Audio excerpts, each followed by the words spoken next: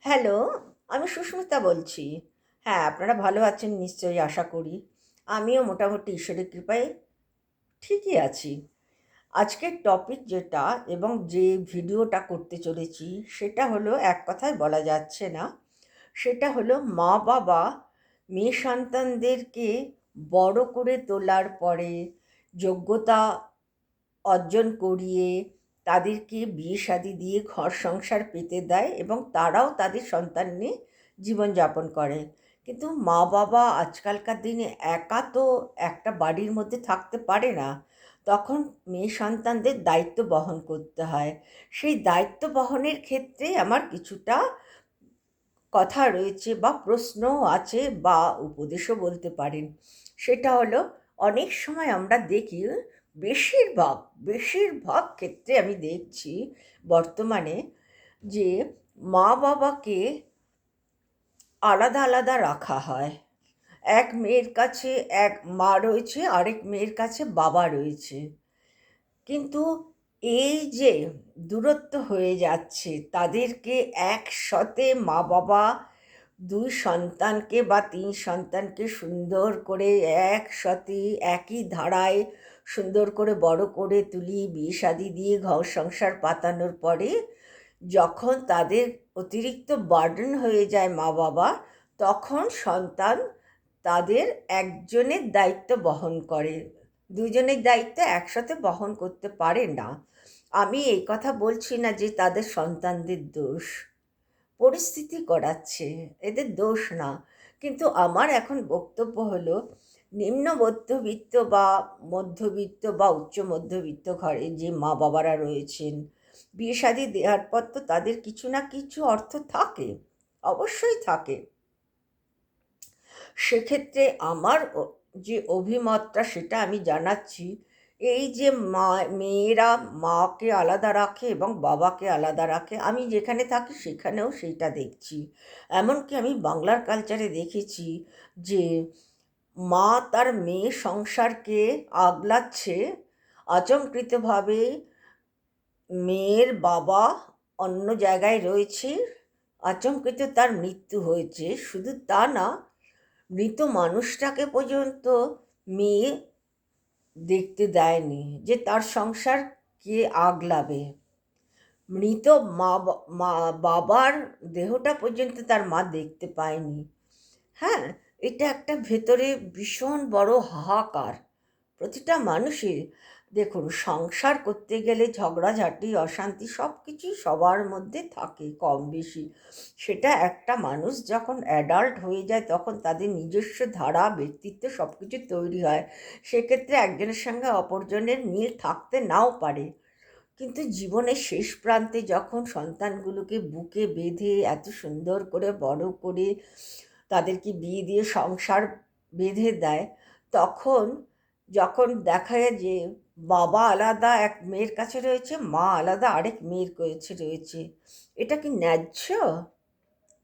কারণ জীবনের শেষ প্রান্তে যখন আসে মা বাবারা, তখন মা বাবা একে অপরের মানে দুজন দুজনের পরিপূরক হয় শেয়ারিংয়ে। দুঃখের গল্প সুখের গল্প সব কিছু তারা করতে থাকে এবং সেই জায়গাটার একটা বিশাল বড় একটা প্রাচীর উঠে আসে যখন তারা আলাদা হয়ে যায়, দুই সন্তানের কাছে আলাদা আলাদাভাবে থাকে। আমার প্রতিটা সন্তানের কাছে আমার একটাই বক্তব্য, হ্যাঁ, যে আপনারা এটা করবেন না।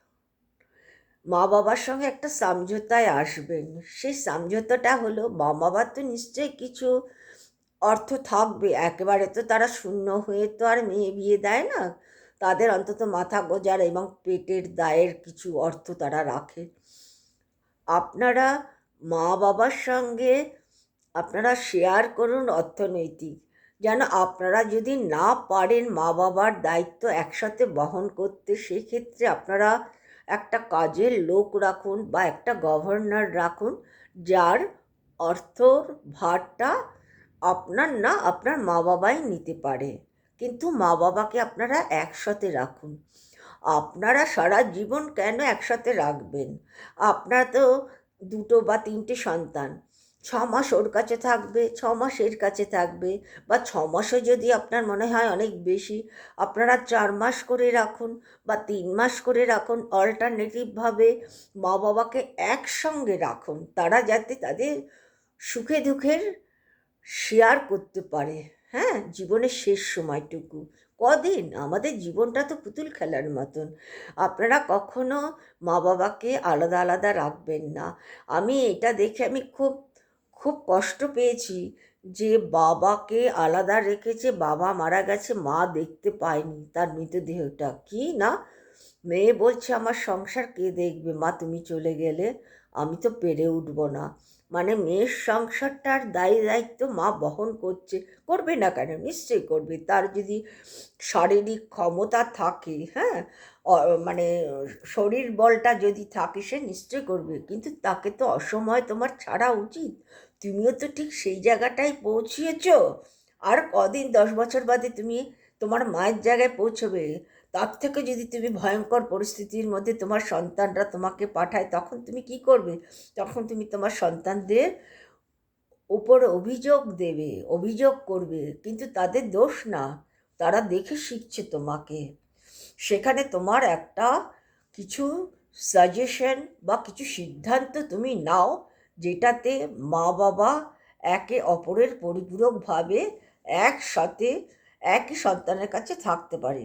আপনারা 2 মাস করে রাখুন, 2 মাসের কাছে 2 মাস ওর কাছে, বা 3 মাসের কাছে বা 3 মাস ওর কাছে, বা 6 মাসের কাছে বা 6 মাস ওর কাছে। আপনারা না পারলে মা বাবার সঙ্গে আপনারা অর্থনৈতিক শেয়ার করুন, তাদেরকে বলুন তোমরা যদি একটু সাহায্য করো তাহলে আমি হয়তো এগোতে পারবো। কারণ সবারই তো চাকরির টাকা, সবারই সন্তান আছে, সবারই ভবিষ্যৎ আছে, সবারই আনন্দ, ইচ্ছে, সব কিছুই থাকে, আহ্লাদ সব কিছুই থাকে। সবটাই তো মা বাবার উপরে তারা দিয়ে দিতে পারে না। তার থেকে বড় কথা হচ্ছে তারা স্বামীর সংসার করছে, স্বামী কতটা অ্যাকসেপ্ট করছে সেটাও তো একটা গুরুত্বপূর্ণ জায়গা।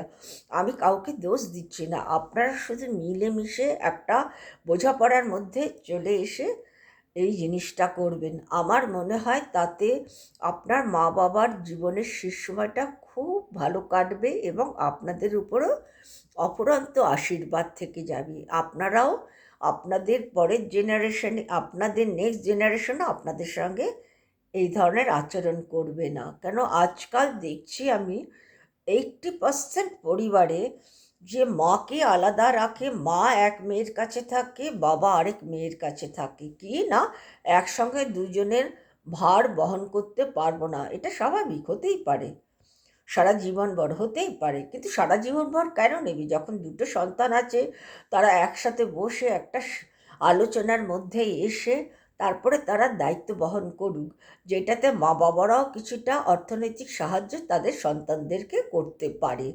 কিন্তু এটা মাথায় রাখতে হবে, মা বাবা তোমাদের অনেক কষ্ট করে বড় করে তুলেছে। তারা না খেয়ে, না পড়ে, না ঘুরে, কিচ্ছু না করে যতটা পেরেছে তারা সঞ্চয় করেছে তোমাদের মানুষ করার জন্য, তোমাদের বিয়ে শাদী দেওয়ার জন্য, সামাজিকভাবে, সামাজিক রীতিনীতিতে চলার জন্য। এই অর্থটা জমিয়ে রাখার পিছনে একটাই কারণ, সেটা হচ্ছে জীবনের শেষ সময় আর সন্তানদের তৈরি করে বিয়ে শাদী দেওয়া। সেই ক্ষেত্রে তোমাদের ফিলিংসটা যদি না থাকে, তাহলে তোমাদের নেক্সট জেনারেশনও তোমাদের সাথে সেটাই করবে। কিন্তু আমি চাই না আপনারা এমন একটা জায়গাতেই পৌঁছন। এটা আমার হাত জোর করে আপনাদের কাছে অনুরোধ। আপনারা মা বাবাকে আলাদা আলাদা রাখবেন না। ওকে, নমস্কার, ভালো থাকবেন।